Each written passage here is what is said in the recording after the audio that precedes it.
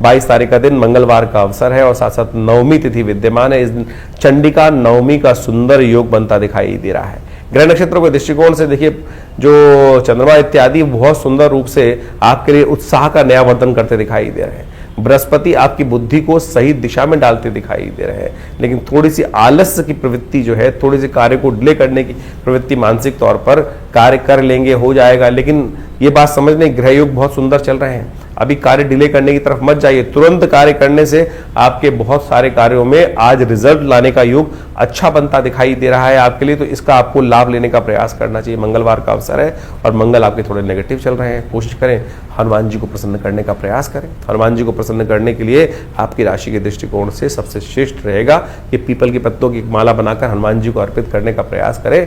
वो आपके लिए समस्त कष्टों को दूर करने का योग बनाएगा। हनुमान जी की आराधना करें, बहुत सुंदर रहेगा। वहीं 23 तारीख के दिन बात करें, बुधवार का अवसर, दशमी तिथि है और ग्रह नक्षत्रों ने परिवर्तन का योग बना लिया है। रात्रि में ही चंद्रमा परिवर्तित करके आपके द्वितीय भाव में चले गए हैं और पंचक आरंभ हो गए हैं।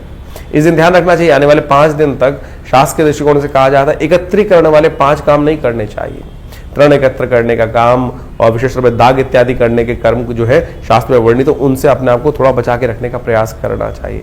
इसके साथ साथ ग्रह नक्षत्रों के दृष्टिकोण से एक बात और ध्यान रखने की जरूरत है कि इस दिन भद्रा का योग बन रहा है, जो करीब करीब शाम को 4:45 बजे तक रहेगा। तो नए कार्यों को आरंभ करने से बचें। देखिए, इस दिन अभिजीत मुहूर्त भी नहीं है, साथ साथ भद्रा का योग है, तो नए कार्यों को आरंभ करने से थोड़ा बचना चाहिए। इस बात का ध्यान रखिए। ये पंचक की वजह से नहीं कह रहे हैं। कई लोगों ने भ्रांति बना ली है कि पंचक के अंदर कोई चीज खरीदने जाओगे तो 5 बार खरीद के लाओगे, ऐसा बिल्कुल भी नहीं है। इस बात को हटा दें।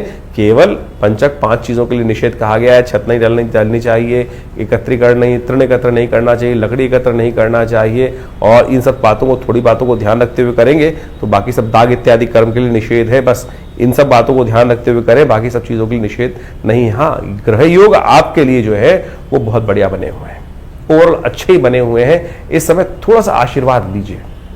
इस समय आशीर्वाद की आवश्यकता है, तो माता पिता का, बड़े बूढ़ों का सम्मान करते हुए उनका ध्यान रखने का प्रयास करें। एक तो वो आशीर्वाद आपकी फ्रस्ट्रेशन को भी कम करेगा। मंगल कमजोर स्थिति में चलने के कारण से मन को थोड़ा फ्रस्ट्रेट करते दिखाई दे रहे हैं। थोड़ा सा झुंझलाहट जो है वो बेकार की, मतलब मेरे बस में कुछ नहीं है, मैं कुछ नहीं कर सकता, वो केवल ग्रह का प्रभाव है। अभी बहुत जल्दी जून के आरंभ होते ही मंगल बदल जाएंगे और बिल्कुल एक नया उत्साह का योग बनेगा। लेकिन तब तक थोड़ा उपाय करने का प्रयास करें। गणेश जी को प्रसन्न करें। गणेश जी समस्त विघ्नों को दूर कर रिद्धि सिद्धि देने के योग बनाते हैं। गणेश जी को थोड़ा सिंदूर चढ़ा दीजिए, देखिए आपके लिए लाभ के योग बनेंगे।